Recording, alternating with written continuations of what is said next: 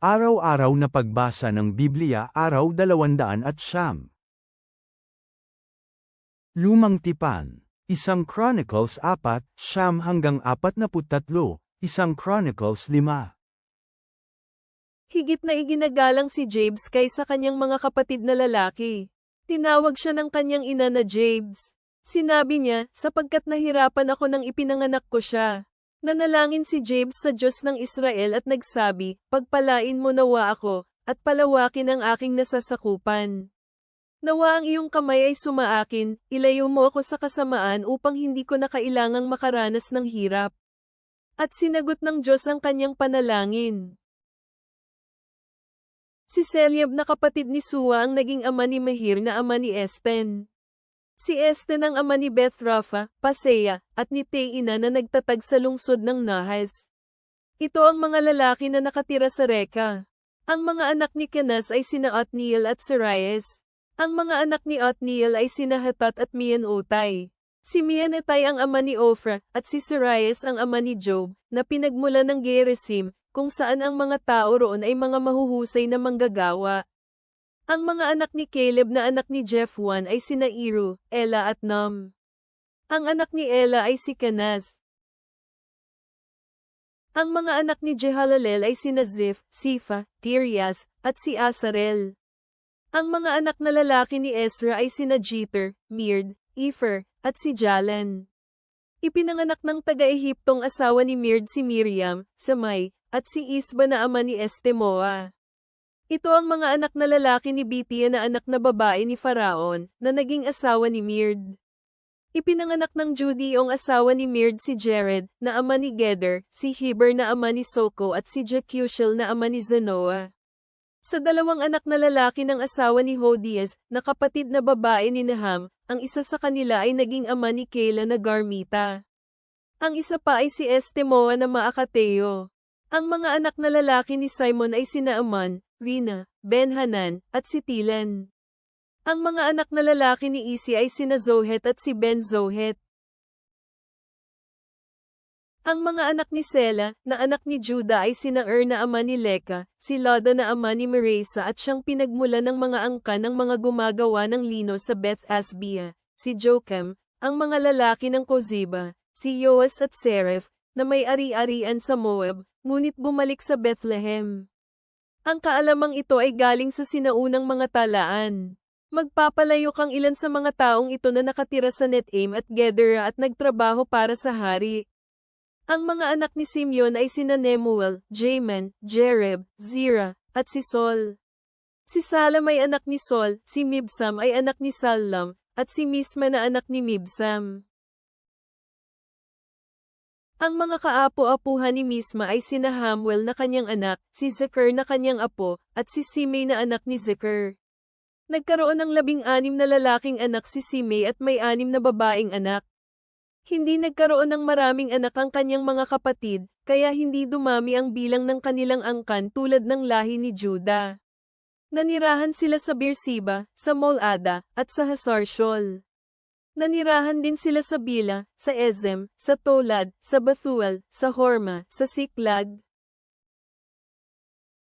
sa Beth-Markabet, sa Hazar-Susem, sa Beth-Biri, at sa Saraim. Ito ang kanilang mga lungsod hanggang sa paghahari ni David. Ang kanilang 5 mga nayon ay ang Etam, Ain, Ramon, Token, at Asan, kanila rin ang malalayong mga nayon hanggang sa Baal.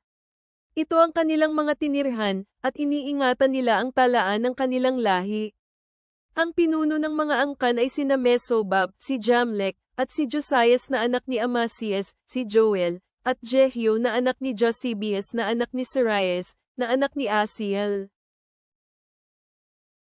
Si Elianai, Jacoba, Jesahiah, Asayas, Adiel, Jesimil, Banayas, at si Ziza na anak ni Sifi, na anak ni Alon na anak ni Jadeas na anak ni Simri na anak ni Samayas.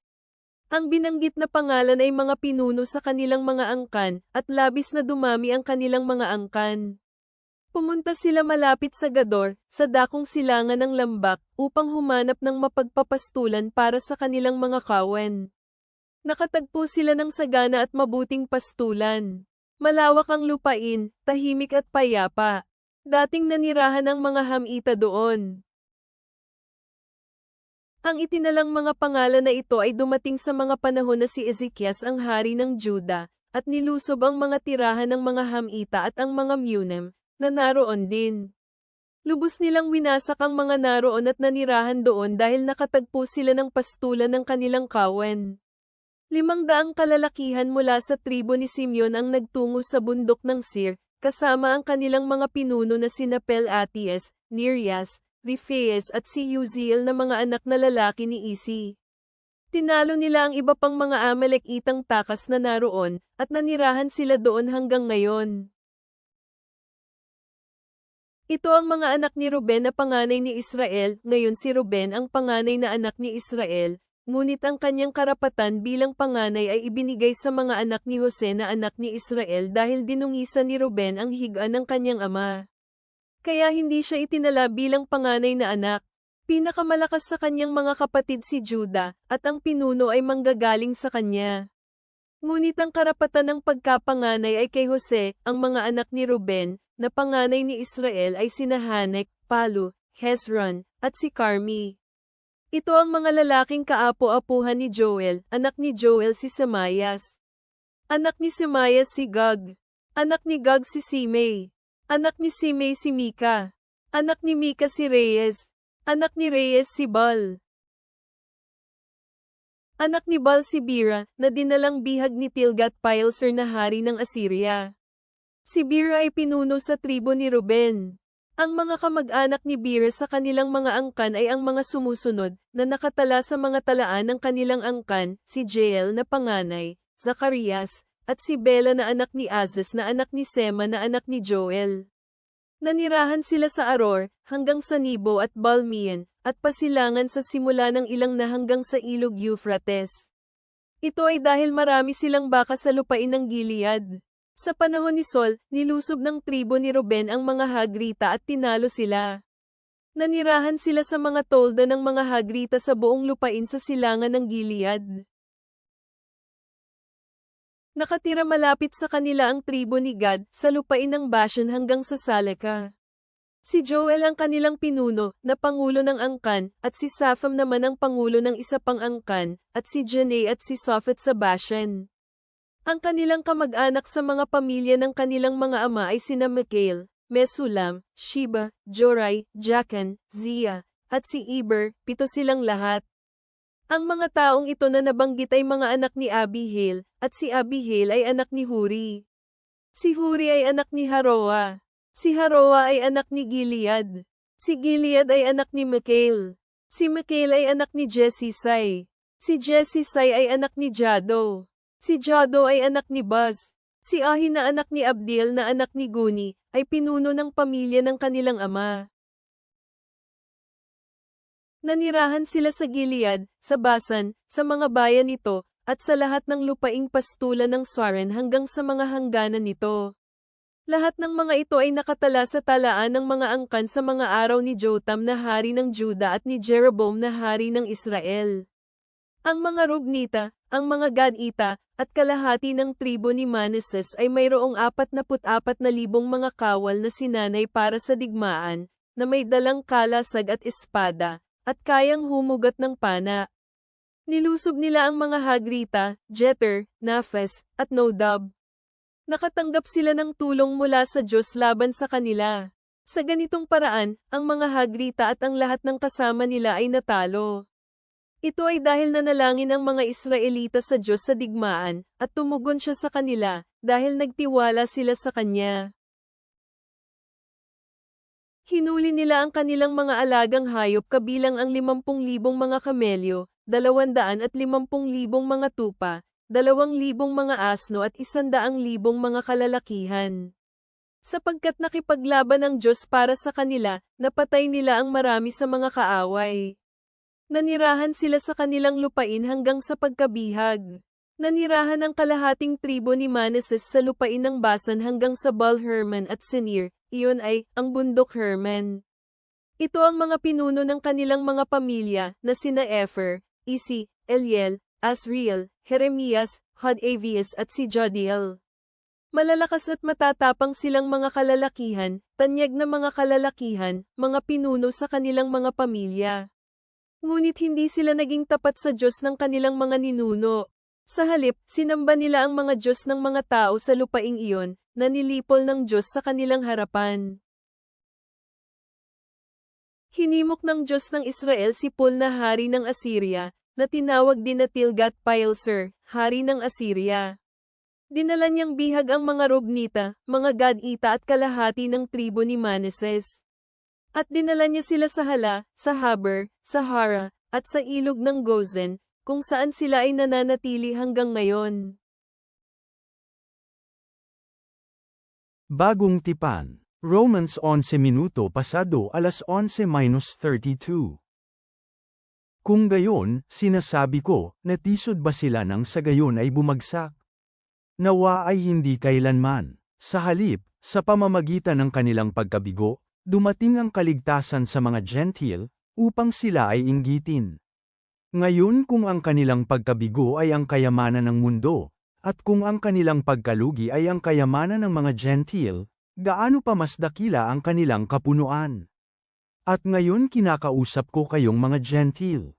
Habang ako ay isang apostol sa mga Gentile, ipinagmamalaki ko ang aking ministeryo. Marahil mainggit ko sila na aking kalaman. Marahil maliligtas natin ang ilan sa kanila. Sapagkat kung ang pagkatakwil sa kanila ay ang pakikipagkasundo ng mundo, ano ang magiging pagtanggap sa kanila kundi buhay mula sa mga patay? Kung ang mga unang bunga ay nailaan, gayon din ang buong masa. Kung ang mga ugat ay nailaan, gayon din ang mga sanga. Ngunit kung ang ilan sa mga sanga ay binali, kung ikaw, na isang ligaw na sanga ng olibo, ay naidugtong sa kanila, at kung nakibahagi ka sa kanila sa kasaganaan ng ugat ng puno ng olibo, huwag kang magmayabang sa mga sanga. Ngunit kung ikaw ay nagmamayabang, hindi ikaw ang bumubuhay sa ugat, ngunit ang ugat ang bumubuhay sa iyo. Kung gayon, sasabihin mo, pinutol ang mga sanga upang maidugtong ako.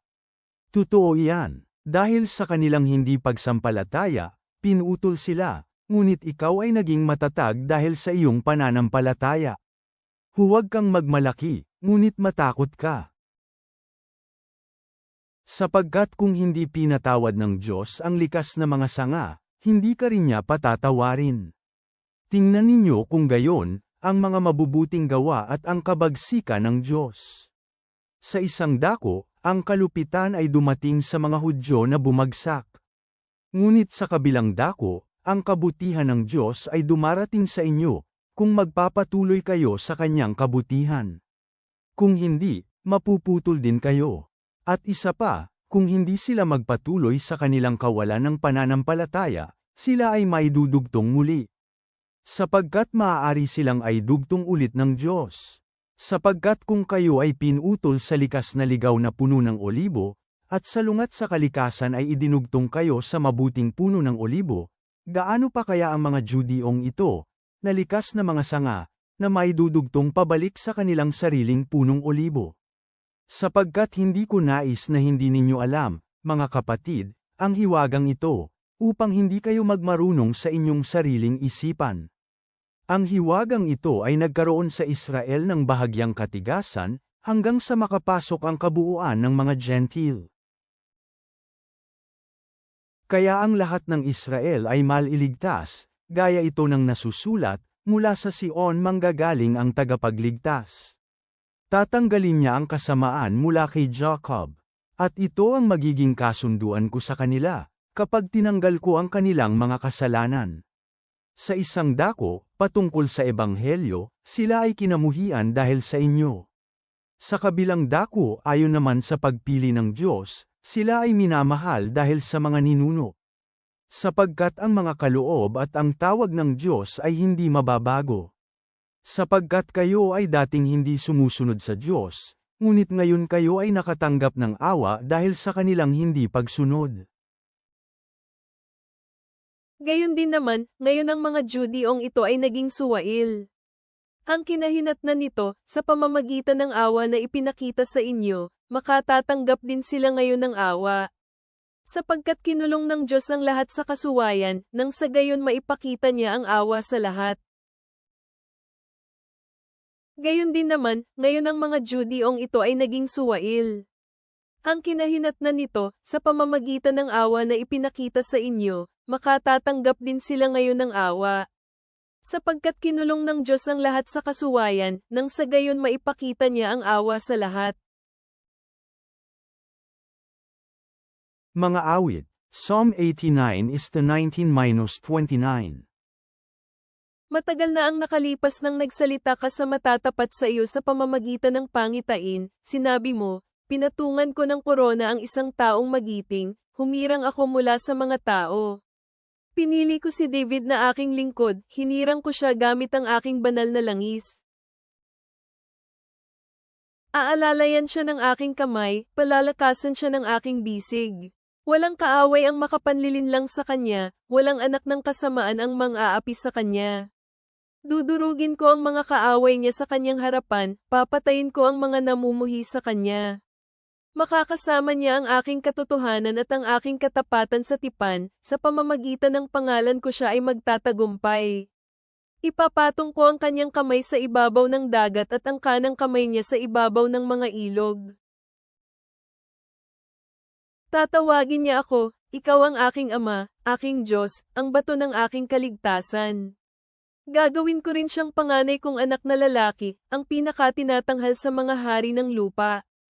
Ipagpapatuloy ko ang aking katapatan sa tipan sa kanya magpakailanman, at ang tipan ko sa kanya ay magiging matatag. Itataguyod ko ang kanyang mga kaapo-apuhan magpakailanman at ang kanyang trono ay magiging kasing tatag ng kalangitan. Ama sa langit, kami ay lumalapit sa iyo na may pasasalamat sa mga biyayang ipinagkaloob mo sa amin, tulad ng iyong pagpaparangal sa panalangin ni Jabez para sa pagpapalawak at proteksyon. Tulungan mo kaming tanggapin ang aming pagkakakilanlan sa iyo, na nauunawaan na, tulad ng mga Israelita, kami ay bahagi ng iyong piniling bayan, na idinugtong sa iyong pangako sa pamamagitan ng pananampalataya. Naway mahigpit naming panghawakan ang katiyakan ng iyong katapatan, gaya ng sinabi sa Awit Kapitulo 89, na alam naming ang iyong tipan ay nananatiling matatag sa bawat henerasyon. Gabayan mo kami upang mabuhay ng may layunin, na nagpapakita ng iyong pag-ibig at biyaya sa lahat ng aming pakikisalamuha. Naway liwanagin ng iyong ilaw ang aming landas, sa pangalan ni Jesus. Amen.